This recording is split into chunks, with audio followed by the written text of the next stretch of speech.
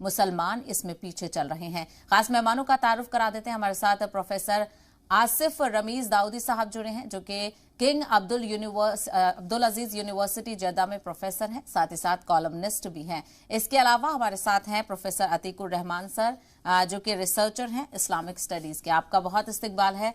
Professor Asif, सबसे पहले आपसे जानना चाहेंगे, क्या बुनियादी वजह आप इसकी मानते हैं कि मुस्लिम्स लिटरेसी में इतने पीछे नजर आ रहे हैं?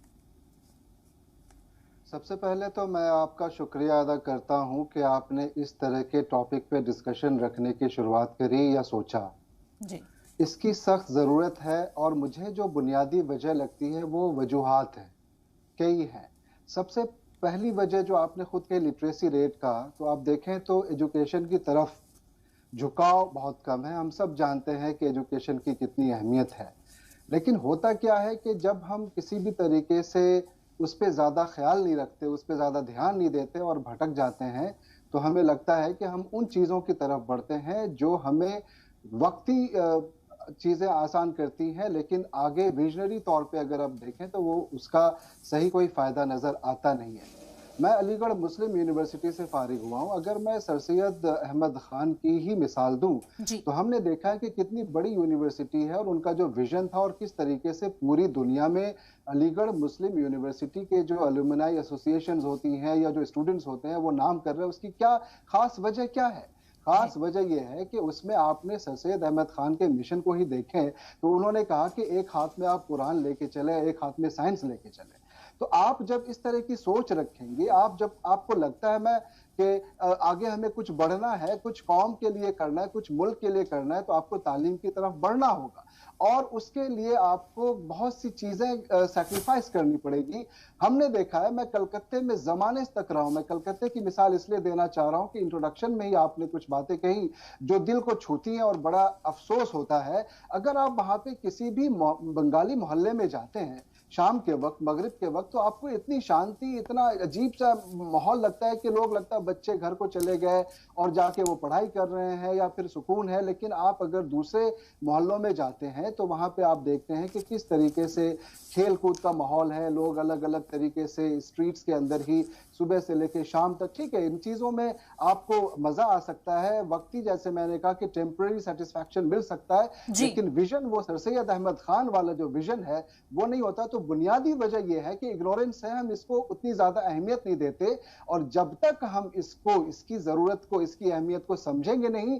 मैं एक और अपनी मिसाल थोड़ी सी देना चाहूंगा कि मैं बिहार के एक छोटे से गांव है खगड़िया जिला में, जलकौड़ा, जहां पे आपको मैं बताऊं कि उस जमाने में जब हमने पढ़ाई करी तो स्कूल नहीं था और अगर इंग्लिश मीडियम स्कूल तो वहां होता ही नहीं था। मैं आज इंग्लिश का प्रोफेसर हूं, इंग्लिश पढ़ाता हूं और मैं कैम्ब्रिज यूनिवर्सिटी, मैं अपनी कोई तारीफ करने के लिए बातें नहीं कह रहा हूं, मैं कह रहा हूं कि जब मैं एक छोटे से गांव में जहां हिंदी मीडियम और उर्दू मीडियम से पढ़ के मैं आया और हमारे वालिदैन ने या हमारे वालिद साहब नहीं थे, हमारी वालदा बहुत विजन रखती थी, उनको ये लगा कि तालीम की क्या अहमियत है, तो आज मैं 2 डिकेड से ज्यादा हो गए। बिल्कुल अहमियत की बात भी करेंगे आप प्रोफेसर आसिफ, मैं आप पर लौटूंगी। एक और खास मेहमान हमारे साथ की वजह है, क्या हमारे पास उतनी अवेयरनेस नहीं है, क्या हम कहीं लैग कर रहे हैं, हमें एडमिशंस नहीं मिल पा रहे या हमारे पास इदारे नहीं है तालीम हासिल करने के लिए?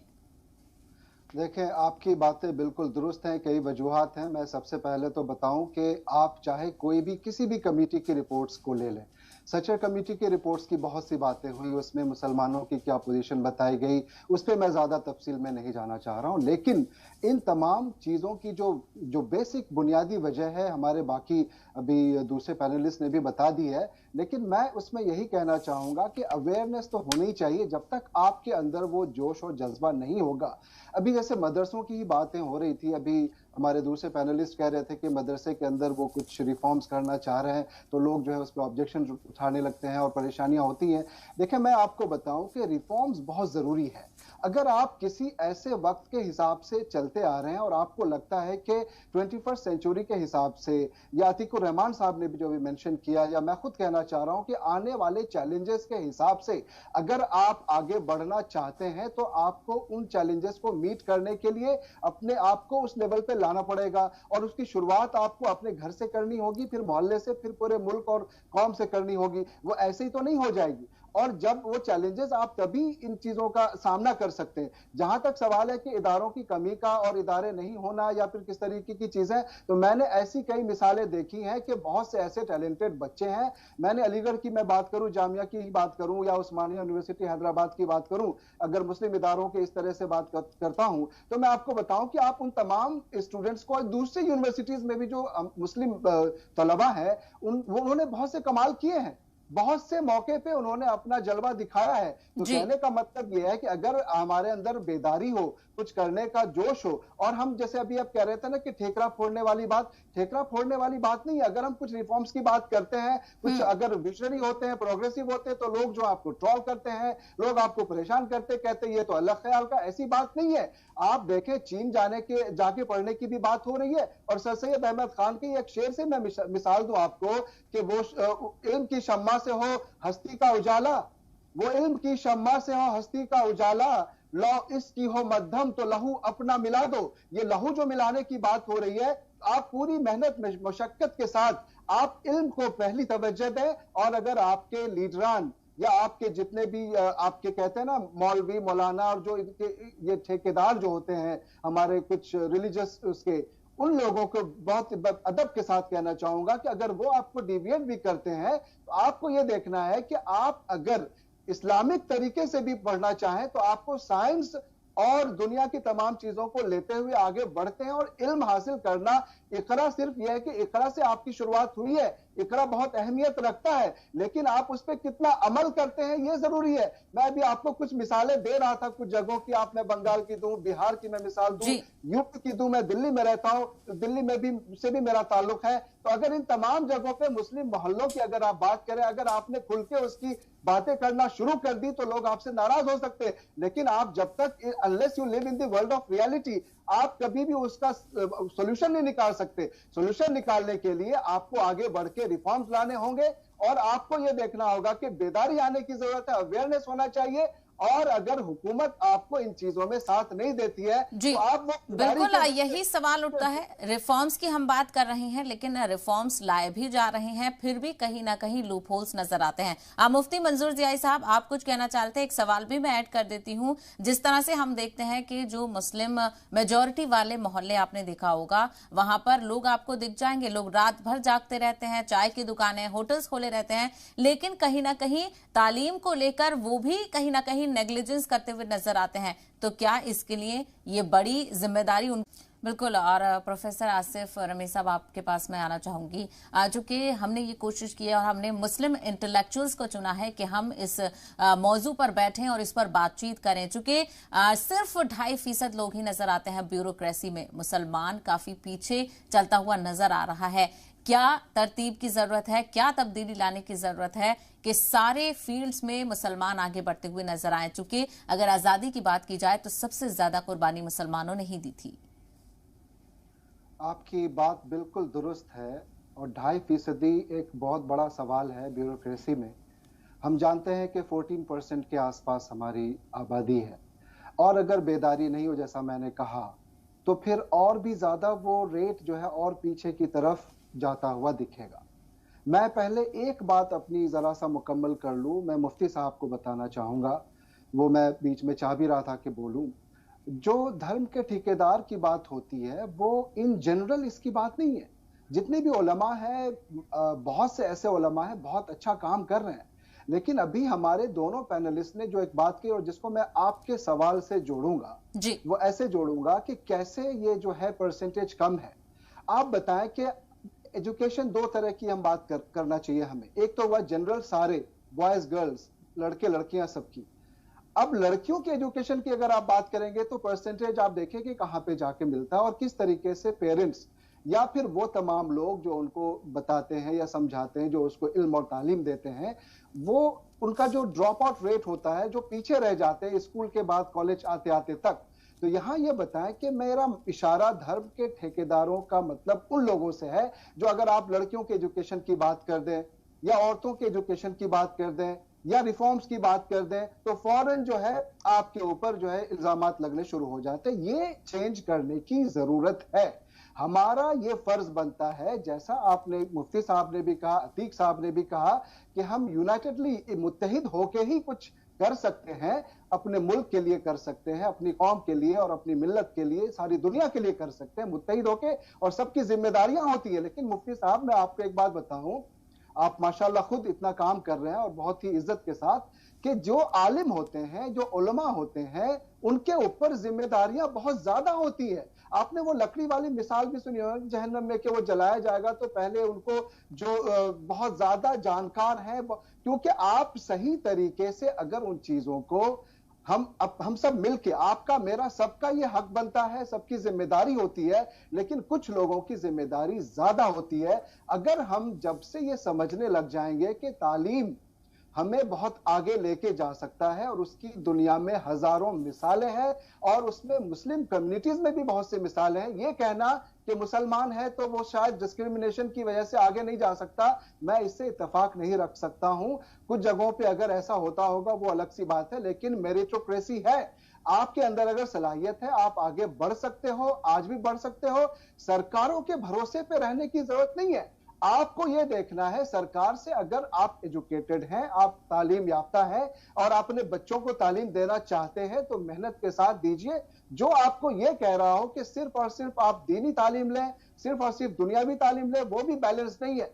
आप बैलेंस बना के चलें और आप देखें कि आपके लिए क्या ज्यादा अहमियत रखती है अभी के हालात में। और अभी के हालात में मैं दोबारा कहूंगा कि अब तो चाइना उतना दूर भी नहीं है। आप चाइना भेजें, जापान भेजें, इंडिया में रह के पढ़वाएं, कहीं भी पढ़ाएं, लेकिन तालीम हासिल करवाएं बच्चों को। और दोबारा जो ये परसेंटेज है वो तभी बढ़ेगा जब अवेयरनेस आएगी।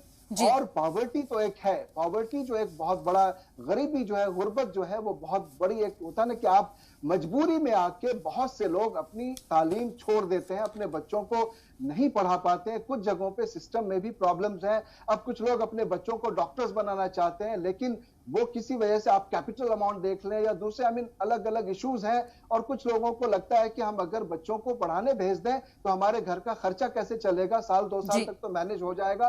तो गुर्बत अपनी जगह है, अवेयरनेस है, और हमारे जो लीडरान हैं और हमारे जो उलमा हैं उनकी जिम्मेदारी ज्यादा है। लेकिन इसका ये बिल्कुल मतलब नहीं है कि हमारी और आपकी जिम्मेदारी नहीं है। हम जो बैठ के नुक्कड़ों पे या हम मुस्लिम गलियों में बैठ के जो चाय पीते हुए दूसरे मुद्दों पे डिस्कशन करते हैं, वक्त का सही इस्तेमाल अगर किया जाए और उसको सही तरीके से सही डायरेक्शन में दिया जाए, तो आपको ये लगेगा कि आप सही तरीके से रहनुमाई कर सकते हैं। और ये जरूरी नहीं कि आप पूरी दुनिया बिल्कुल रहनुमाई की भी अशद जरूरत है, चूंकि जिस तरह से आपने गरीबी की बात की, ये भी बड़ा मसला है, चूंकि सबसे ज्यादा मुस्लिम समाज माइनॉरिटी में आता है। ऐसे में इसको भी किस तरह से सॉल्व किया जाए, इस पर भी आगे बातचीत करेंगे। फिलहाल एक छोटे से ब्रेक के लिए हाल हमारे साथ मौजूद नहीं है, लेकिन वो इस प्रोग्राम को देख रहे होंगे और वो इस बात को भी समझेंगे। प्रोफेसर आसिफ रमीज जी, आपसे जानना चाहेंगे, आजादी के इतने साल गुजर गए, 70 साल बाद भी मुसलमान पीछे नजर आ रहा है, क्या कमी लग जाती है कोशिश में?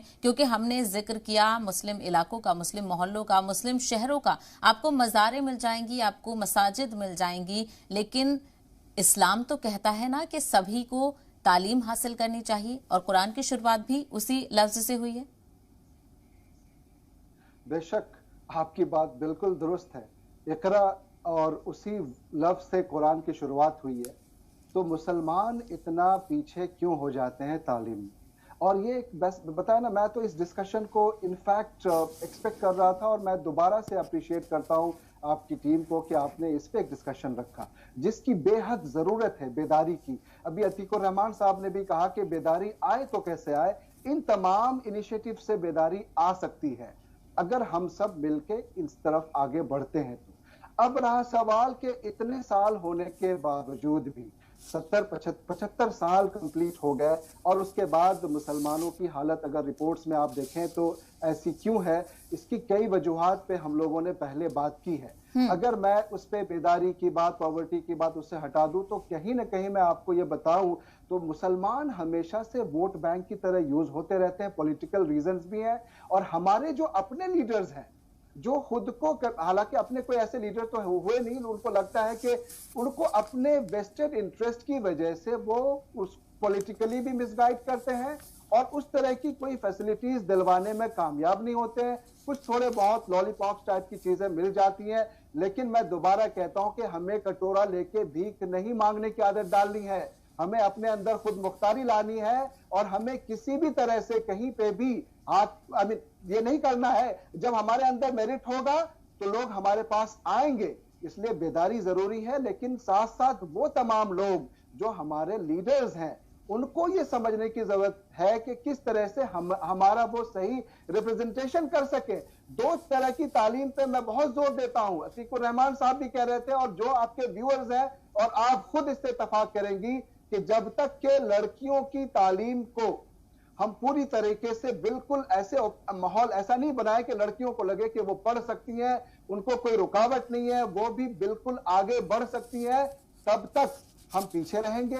और दूसरी बात है कि जब हम तालीम को लेके जब बात करते हैं तो इसमें रिफॉर्म्स जब तक नहीं लाएंगे, हमारे अंदर बदलाव लाने की बेहद जरूरत है। तो 12 से मैं मिसाल दूंगा सर सैयद अहमद खान की, क्योंकि मैं अलीगढ़ मुस्लिम यूनिवर्सिटी से हूं।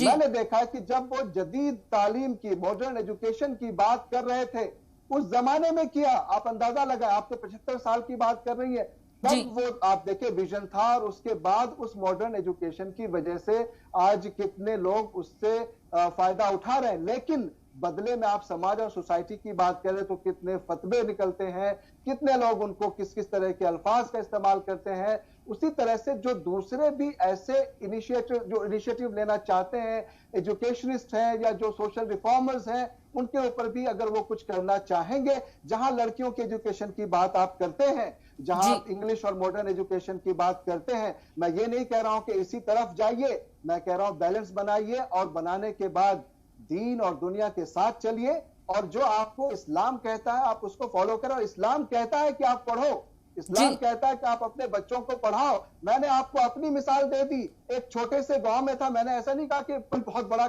कोई काम किया है, लेकिन अल्हम्दुलिल्लाह जहां पे हूं उस जगह से आके मैं बहुत खुश हूं, अल्लाह का करम है। वो क्योंकि मैंने तालीम हासिल की और क्योंकि मेरे वालिदा के अंदर वो बेदारी थी। ऐसे कई लोग हैं जो इस चीज को जानते हैं, समझते हैं। अगर ये बेदारी आ जाए, लोगों के बरगलाने पे नहीं आए और ये नहीं सोचे कि लड़कियां नहीं पढ़ सकती, लड़के नहीं पढ़ सकते, अगर स्कूल गए तो क्या होगा, तो फिर कुछ भी इसका हल नहीं है, सोल्यूशन नहीं निकलेगा।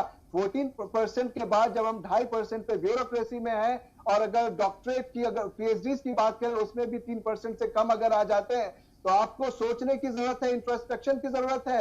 और ये कैसे आप सोच सकते हैं? सिर्फ डिस्कशन से और ये छींटाकशी से नहीं होगा। मुफ्ती साहब से भी जो अभी बातें हो रही थी, और मैं अतीकुर रहमान साहब की बात से पूरी तरह से इत्तेफाक रखते हुए कहूंगा कि मुफ्ती साहब, हमें जदीद एजुकेशन की तरफ बढ़ते हुए लोगों को बेदार करना है और जो गरीबी है, गुर्बत से, उससे कैसे लड़ना है, ये बहुत बड़ा सवाल है। इसमें सरकार का रोल आता है। इसमें हमें ये देखना है कि किस तरीके से हुकूमतें हमारे लिए और पूरे जहां जहां गुर्बत है उसको कैसे ठीक कर सकते हैं। लेकिन गुर्बत ऐसी चीज है जो अच्छे अच्छे लोगों को पढ़ा के भी आगे बढ़ाई और अच्छे अच्छे ऐसी फैमिलीज हैं जहां से वो पढ़ने से रुक भी गए हैं। लिहाजा इन तमाम चीजों को सोचने की जरूरत है और जब तक हम इसको सोचेंगे नहीं, जब तक इसको इंप्लीमेंट नहीं करेंगे एक प्रोग्रेसिव सोच के साथ, मैं इसको रिपीट करता हूं कि प्रोग्रेसिव सोच का होना जरूरी है, रिफॉर्म्स का होना जरूरी है। और उसके बाद ही, मैं ये नहीं कह रहा हूं कि ऐसे रिफॉर्म्स कर दो कि आप बिल्कुल